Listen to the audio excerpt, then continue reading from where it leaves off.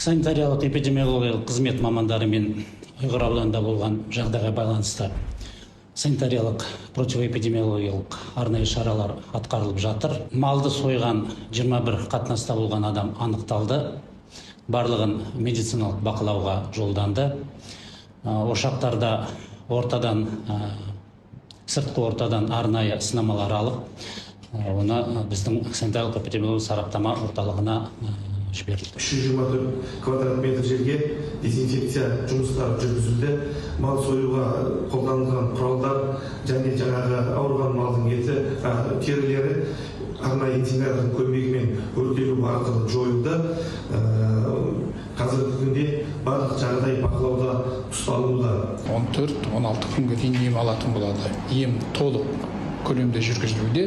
Бұл жердегі негізгі ем ол антибактериалды терапия.